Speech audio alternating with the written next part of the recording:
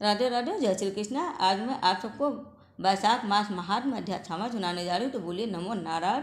भगवत कथा के श्रवण और कीर्तन का महत्व तथा वैशाख मास के धर्मों का अनुष्ठान से राजा पुरियसा का संकट से उद्धार होना, इस सब के बारे में इस अध्याय में बताया गया।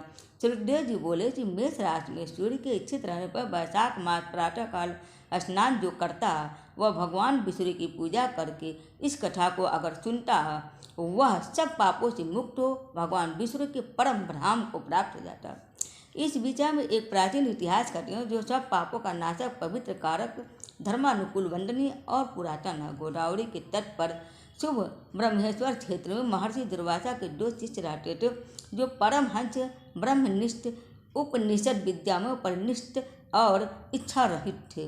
वो भिक्षा मात्र से भोजन करते और पूर्णमय जीवन बिताते हुए गुफा में निवास करते थे। उनमें से एक का नाम सत्यनिष्ठ और दूसरे का तपोनिष्ठ। वे इन्हीं नामों से तीनों लोकों में विख्यात थे। सत्यनिष्ठ सदा भगवान विष्णु की कथा में तत्पर रहते। जब कोई श्रोता अथवा वक्ता न होता तब वो अपने नित्य कर्म को किया करते थे। यदि कोई श्रोता उपस्थित होता तो उन्हें निरंतर वे भगवत कथा को सुनाते, और यदि कोई कथावाचक भगवान विष्णु के कल्याणमयी पवित्र कथा को कहता तो वे सब अपने कर्मों को समेट कर श्रवण में तत्पर हो उस कथा को सुनने लगते थे। वे अत्यंत दूर के तीर्थों और देव मंदिरों को छोड़कर तथा कथा विरोधी कर्मों का परित्याग करके भगवान की दिव्य कथा को सुनते और श्रोताओं को स्वयं भी सुनाते थे। कथा समाप्त होने पर सत्यनिष्ठ अपना शेष कार्य पूरा करते थे। कथा सुनाने वाले पुरुष को जन्म मृत्यु में संसार बंधन की प्राप्ति नहीं होती है। उसके अंतःकरण की शुद्धि होती है और भगवान विष्णु में जो अनुराग की कमी है वह भी दूर हो जाती है और उनके प्रति गाढ़ अनुराग हो जाता है और ज़्यादा।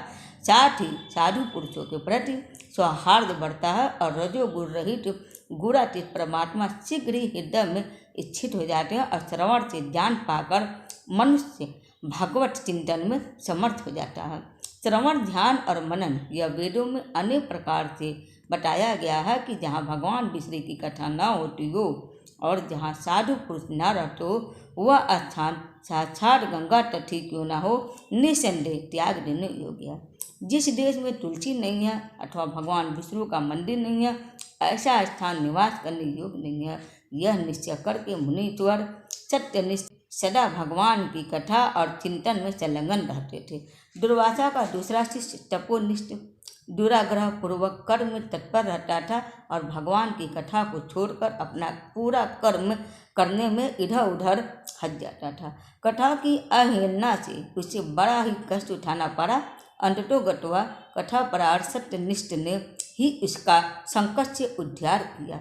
जहाँ लोक के पाप का नाश करने वाली भगवान विष्णु की पवित्र कथा होती है, वहाँ सब तीर्थ और अनेक प्रकार के क्षेत्र इच्छित रहते हैं। जहाँ विष्णु कथा रूपी पूर्णमयी नदी बहती रहती है, उस देश में निवास करने वालों की मुक्ति उनके हाथ में ही है। पूर्व काल में पंचान देश में पुरियसा नामक एक राजा थे जो पूर्णशील एवं बुद्धिमान राजा भूरियसा के पुत्र थे।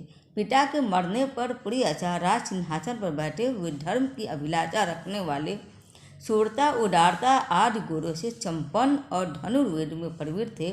उन महामती नरेश ने अपने धर्म के अनुसार पृथ्वी का पालन किया। कुछ काल के पश्चात राजा का धन नष्ट हो गया और हाथी घोड़े बड़े बड़े रोग से पीड़ित होकर मर गया। उनके राज्य में ऐसा भारी अकाल पड़ा जो मनुष्यों का अत्यंत विनाश करने वाला था। पंचाल नरेश राजा पुरियसा को निर्बल जानकर उनके शत्रुओं ने आक्रमण किया और युद्ध में उनको जीत लिया। तदंतर पराजित हुए राजा ने अपनी पत्नी शिखिड़ी के साथ पर्वत की कंदरा में प्रवेश किया और साथ में दासी आदि सेवकगण भी उनके साथ थे। इस प्रकार से छिपे रहकर राजा मन ही मन विचार करने लगा कि मेरी यह दशा अवस्था हो गई। मैं जन्म और कर्म से शुद्ध हूँ, माता और पिता के हित में तत्पर रहा हूँ, गुरु भक्त उदार ब्राह्मणों का सेवक, धर्मपरायण सब प्राणियों के प्रति दयालु, लोक पूजक और जितेंद्रिय भी हूँ। फिर भी किस कर्म से मुझे यह विशेष दुख देने वाली दरिद्रता प्राप्त हुई है? किस कर्म से मेरी पराजय हुई है और किस कर्म के फलस्वरूप मुझे यह वनवास मिला है? इस प्रकार चिंता से व्याकुल होकर राजा ने खीन चित्त से अपने सर्व गुरु मुनि श्रेष्ठ याज और उपयाज का स्मरण किया और राजा के आह्वान करने पर दोनों बुद्धिमान मुनीश्वर वहां आए। उन्हें देखकर पंचाल प्रिय नरेश सहसा उठकर खड़े हो गए और बड़ी भक्ति के साथ गुरु के चरणों में मस्तक रखकर प्रणाम किया। फिर वन में पैदा होने वाली शुभ सामग्रियों के साथ उन्होंने उन दोनों का पूजन किया और विनीत भाव से पूछा, हे विप्रवर, मैं गुरु चरणों में भक्ति रखने वाला हूँ। मुझे किस कर्म से यह दरिद्रता, कोषहान और शत्रुओं से पराजय प्राप्त हुआ? किस कारण से मेरा वनवास हुआ और मुझे अकेले रहना पड़ा? मेरे ना कोई पुत्र है, ना भाई है और ना हितकारी मित्र ही है। मेरे द्वारा सुरक्षित राज्य में यह बड़ा भारी अकाल कैसे पड़ गया? यह सब बातें मुझे से विस्तार पूर्वक से बताइए। राजा के इस प्रकार पूछने पर वे दोनों मुनि श्रेष्ठ कुछ देर ध्यान मग्न होकर इस प्रकार से बोले, हे राजन, तुमने पहले के 10 जन्मों तक महापापी व्याघ्र रहे हो। तुम सब लोगों के प्रति क्रूर और हिंसा प्रहार थे। तुमने कभी लेश मात्र भी धर्म का अनुष्ठान नहीं किया। इंद्रिय संयम तथा मनोनिग्रह का तुम में सर्वथा अभाव था। तुम्हारी जिह्वा किसी प्रकार से भगवान विष्णु के नाम नहीं लेती थी और तुम्हारा चित्त गोविंद के चारों चरण बिंदुओं का चिंतन नहीं करता था और तुमने कभी मस्तक नवाकर परमात्मा को प्रणाम भी नहीं किया। इस प्रकार से दुरात्मा व्याघ्र का जीवन व्यतीत करते हुए तुमने 9 जन्म पूरे हो गए थे और 10वां जन्म प्राप्त होने पर तुम सह पर्वत पर पुनः व्याघ्र हुए और वहाँ सब लोगों के प्रति क्रूरता करना ही तुम्हारा स्वभाव था।